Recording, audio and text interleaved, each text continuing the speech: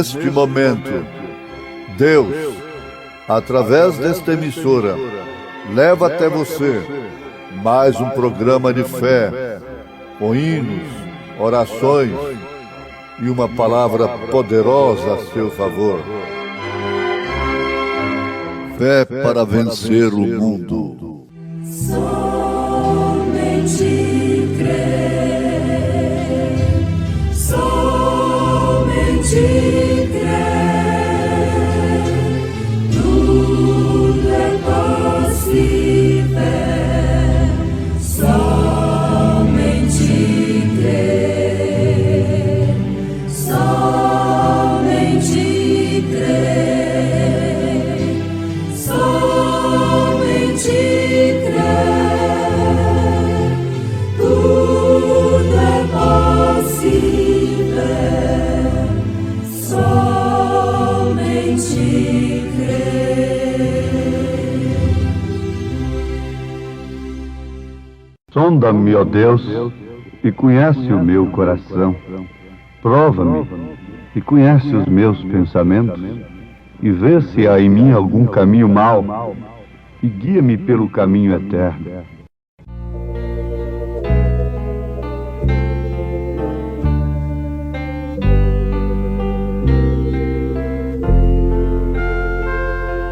Sonda-me, ó Deus, pois vês meu coração. Prova-me, ó Pai, te peço em oração. De todo mal, liberta-me, Senhor. Também da transgressão que oculta for. Vem me limpar dos vis pecados meus, conforme prometeste, ó meu Deus. Faze-me arder e consumir de amor, pois quero te magnificar, Senhor.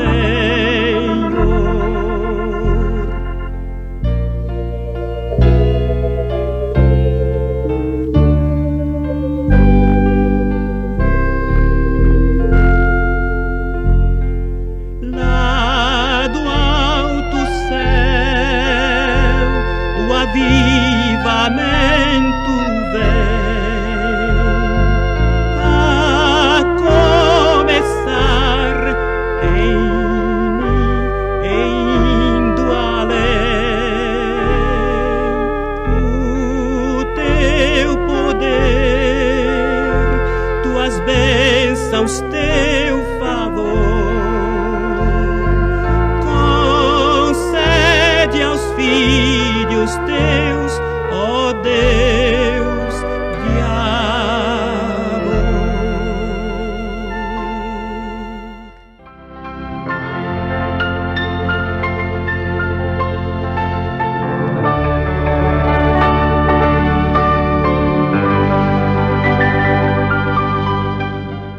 Vamos iniciar a nossa programação de hoje, a nossa mensagem de hoje, lembrando os nossos ouvintes de Atos dos Apóstolos, capítulo 8.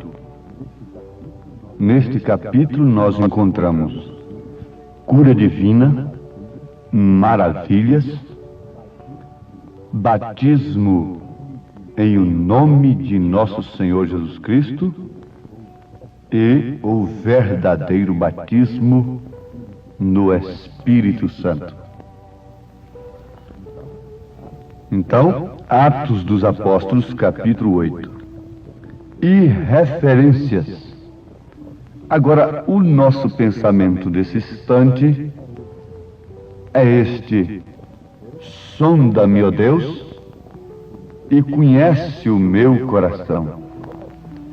Prova-me e conhece os meus pensamentos, e vê se há em mim algum caminho mau, e guia-me pelo caminho eterno. Ouvintes, caminho mau não é somente o crime, o roubo, a prostituição. Não. Não existe caminho mau pior do que uma falsa doutrina, de que uma maneira errada de se pensar em Deus, acerca de Deus. A Bíblia, quando fala em caminho, é no sentido espiritual. Agora, dentro do caminho existem estas coisas, os atributos do pecado. Mas pecado mesmo é errar o alvo em relação a Deus. Então você começa a sondar a si mesmo. Estou falando, me dirigindo a nós que desejamos, como Davi, sermos sondados por Deus, olharmos no espelho de Deus, para assim não estarmos enganados, nem tampouco enganando aos demais. Veja, se nas Escrituras você poderia encontrar-se bem com um caminho de 3 pessoas distintas, vamos nos ajudar a nós mesmos através das Escrituras, o Espírito Santo nos ajudando. Oh, que caminho terrível! É um caminho que gera ódio, gerou sangue de 68 milhões de crentes, tudo partindo desse caminho, 3 pessoas distintas.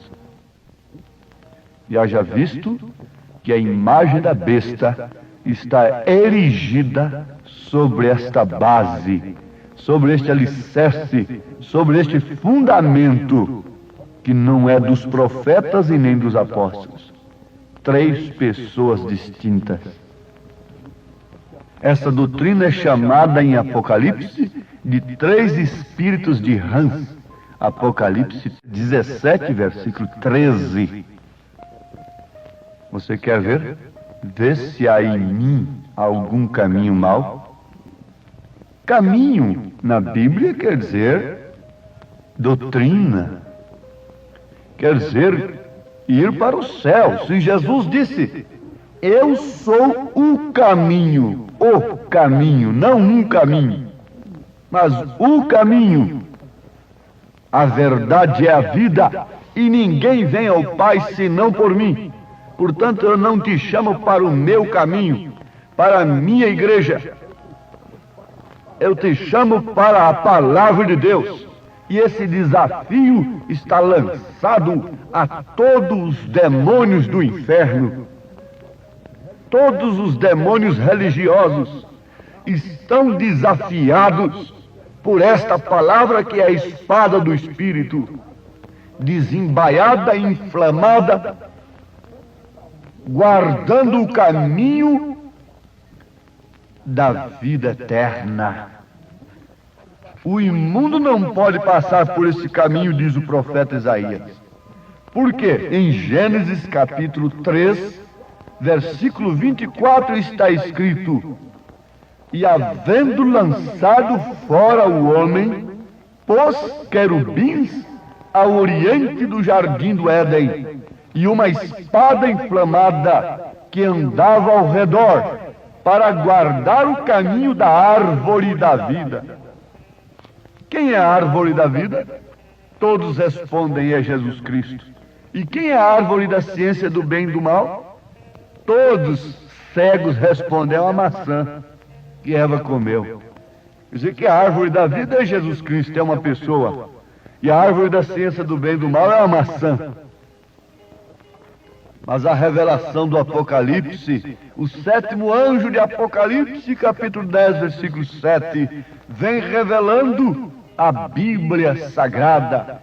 Então ela, a Bíblia Sagrada, revelada, é uma espada desembaiada contra todos os demônios do inferno. Eles foram derrotados pela palavra de Deus. Eles não suportam a palavra de Deus. Eles odeiam a palavra de Deus. Eles odeiam a revelação. Eles odeiam a revelação que Deus não são três pessoas distintas. Eles odeiam a revelação no nome de Jesus Cristo. Estou acusando os demônios. Não estou falando de ninguém, de pessoas. Estou falando dos demônios, de Satanás, Beelzebu e seus súditos. Ele ama, ele adora um culto lindo. Os demônios gostam de dedicar um culto como o de Caim. Aquele culto maravilhoso e lindo, cheio de aparatos, de dignidades e de tudo mais. Ele odeia o culto de Abel. Ele range os dentes contra o culto de Abel, porque o culto de Abel é um culto revelado, é sob a revelação, que não era fruta o pecado, não era maçã, não era legumes, mas era sangue.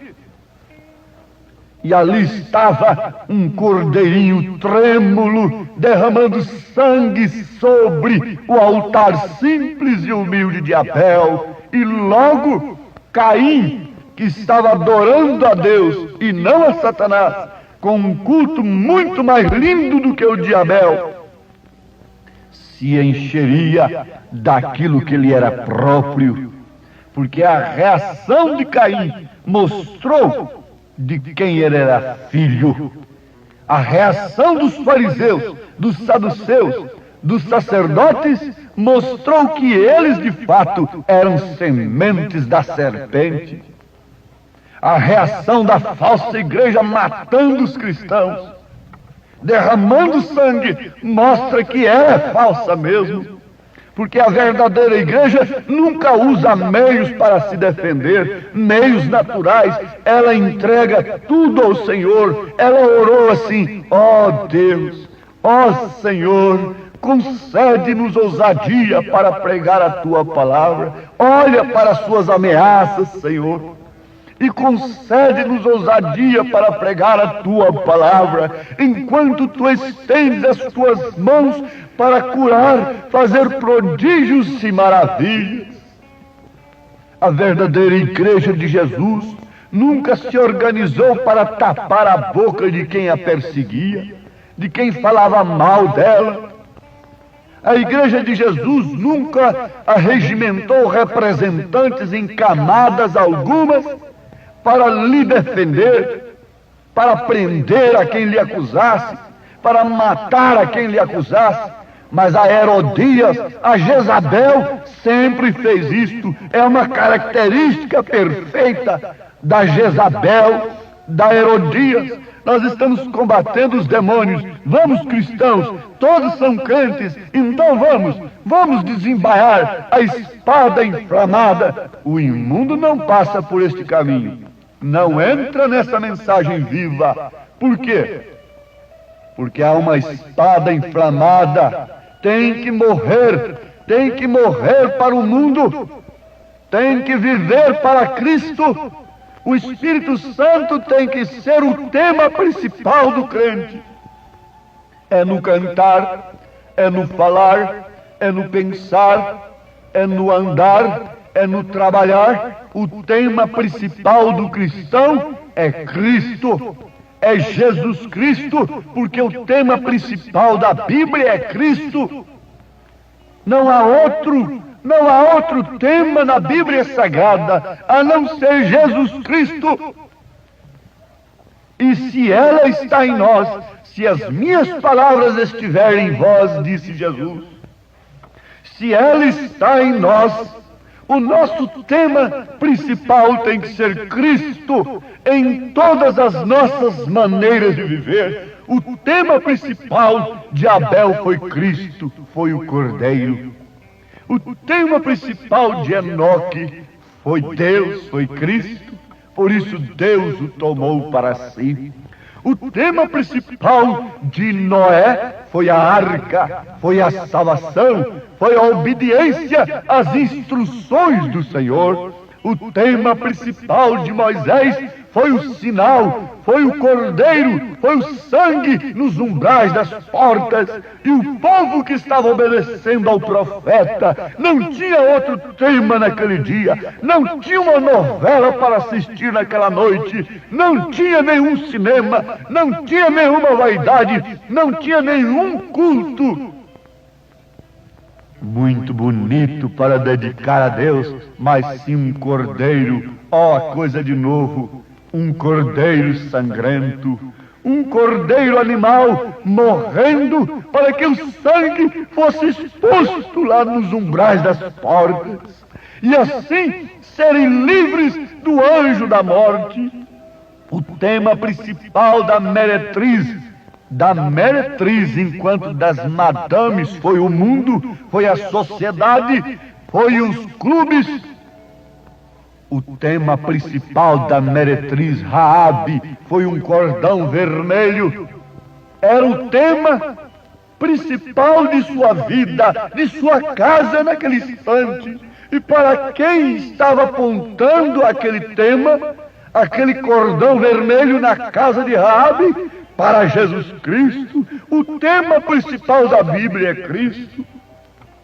Nós poderíamos vir através do Velho Testamento e depois adentrarmos ao Novo Testamento e chegarmos até o fim do Novo Testamento, encontrando que o tema principal da Bíblia Sagrada é Cristo.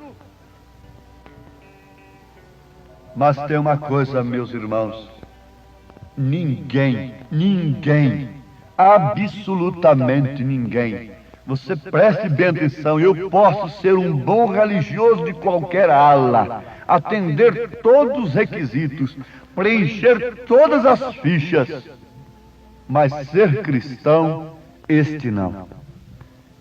Isto é só o Espírito Santo em mim. Se eu não tenho o Espírito Santo, eu não sou um cristão. Eu posso me taxar de cristão. Eu posso ter uma vida parecendo com a de um cristão. Eu posso ser bonzinho, posso ser moralista, posso fazer o bem, posso dar esmolas, posso dar todos os meus bens para os pobres, posso queimar o meu corpo, me gastar, me desgastar, visitando presos, visitando órfãos, viúvas. Isto é religião, mas salvação é novo nascimento, é o Espírito Santo. Se eu não tenho o Espírito Santo, pode ser que eu esteja em processo de ser um cristão, se é que estou em desespero pelo Espírito Santo. Na mensagem para que foi dado o Espírito Santo, parágrafo 150, o profeta fala que antes de tudo nós temos de morrer. A espada inflamada, desembaiada do Espírito, que é a palavra de Deus, tem que matar os nossos sentidos, tem que cortar os nossos credos, tem que matar os nossos dogmas. Nós temos que ficar viúvos para recebermos um mensageiro no dia. Tem que morrer tudo. Todo sistema tem que morrer, como na lavoura, para a vida voltar para o grão, para você ter aquela vida no celeiro. Todo sistema do pé de milho, de trigo, tem que morrer, tem que ser queimado. Todo sistema tem que morrer para você. E Jesus disse em São João capítulo 12, versículo 24, Jesus disse: se o grão de trigo cai em terra e não morre, não pode trazer uma vida nova. Sim, então tem que morrer. Essa é a palavra de Deus, que está cortando todas as escórias. Apanhou a pedra, está cortando de um lado, do outro, para construir o edifício de Deus. O templo de Deus está sendo construído. É a palavra do Senhor, tirando os lodos, tirando as coisas, as escórias, tirando as coisas que nós aprendemos dos homens, caindo por terra todas as escamas que Saulo de Tarso, o então Saulo de Tarso, adquiriu aos pés de Gamaliel, caindo tudo por terra, derrubando tudo, está agora sozinho, viúva. A viúva estava sozinha mesmo, faminta, desejosa de vida, anelando pela vida, e lá veio a morte. Quando mais ela pensava em vida, mais a morte se aproximava, mas de repente a vida bateu na sua porta, encarnada em um homem, e um homem como eu, sujeito às mesmas paixões que nós somos, mas ele tinha a palavra do Senhor em sua boca. Depois ela disse: agora sei que tu és homem de Deus e que a palavra do Senhor está em sua boca. Sim, meus amados, para que foi dado o Espírito Santo? Isto é para vocês, absolutamente como povo que são, povo de Deus, que tem suportado a palavra de Deus, que tem aguentado o julgamento, a prova do Senhor, o julgamento dentro da casa do Senhor. Mulheres que têm resistido à palavra, isto é, suportado, e têm se humilhado debaixo da potente mão de Deus. Homens que têm deixado cair de sobre si, de suas mentes, tudo o que aprendeu de homens. E estamos todos agora humildes, indefesos, dependendo exclusivamente de Deus. Não temos nada, absolutamente nada, senão um pouquinho de azeite e um pouquinho de farinha. Estamos aqui agora. Agora isso é absolutamente para vocês que estão nesta situação. Saibam que é absolutamente essencial e necessário, obrigatório e apressante que você receba o Espírito Santo agora, porque senão você não poderá levantar-se na ressurreição. Porque senão você não poderá ser transformada no abrir e fechar de olhos. Porque senão você não poderá ser transformado, ser ressuscitado se morrer antes disso. Você tem que receber o Espírito Santo. Mas alguém diz: eu já recebi línguas. Você recebeu um presente do Espírito Santo? Está dizendo que é o Espírito Santo? A pessoa que recebe o Espírito Santo não rejeita a mensagem do Espírito Santo, não discute a mensagem do Espírito Santo, não fica procurando choque com a mensagem do Espírito Santo. Qual é a mensagem do Espírito Santo no devido dia em que estamos vivendo? Vocês estão ouvindo o quê? Ouvindo a voz de Satanás nesta hora? É um falso ungido que está vos falando? Vocês estão de acordo? Assim digam amém. Se vocês estão ouvindo uma falsa mensagem, mas se vocês estão ouvindo a voz de Deus, não endureçais os vossos corações, como fizeram no deserto. Se hoje ouvirdes a voz do Espírito Santo, não endureçais os vossos corações. Como escaparemos nós se não atentarmos para uma tão grande salvação, uma vez que nem mesmo os anjos foram poupados, eles foram precipitados? Quanto mais eu, quanto mais homenzinho de tupete dogmático. Deixa Deus cortar esse tupete seu agora. Se Ele não poupou nem os anjos, ó Deus bendito e Pai amado, infunde o Espírito Santo no corpo do Senhor. Sei que isto é obra do Senhor, mas o Senhor tem que usar alguém para levar esta mensagem a alguém. Em nome de Jesus Cristo, sela com o poder do alto, nesse instante, Senhor, em nome do Teu Filho amado. Amém, Senhor. Amém.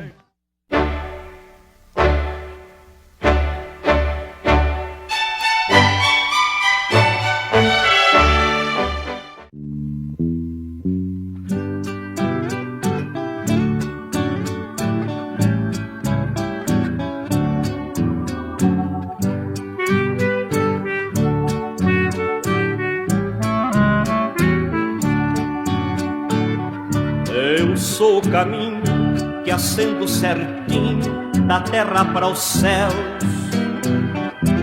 Por mim o perdido será conduzido à glória de Deus. Eu sou a verdade de paz e bondade, repleta de amor. E todo que crer em mim há de ter um lar de esplendor.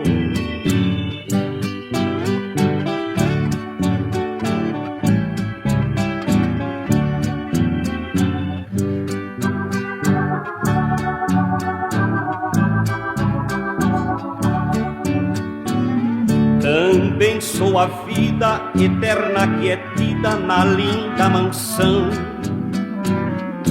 O morto eu desperto, o errado eu acerto e dou salvação. Ninguém vai a Deus morar lá no céu se não me seguir, pois sou o caminho que acende certinho ao belo porvir.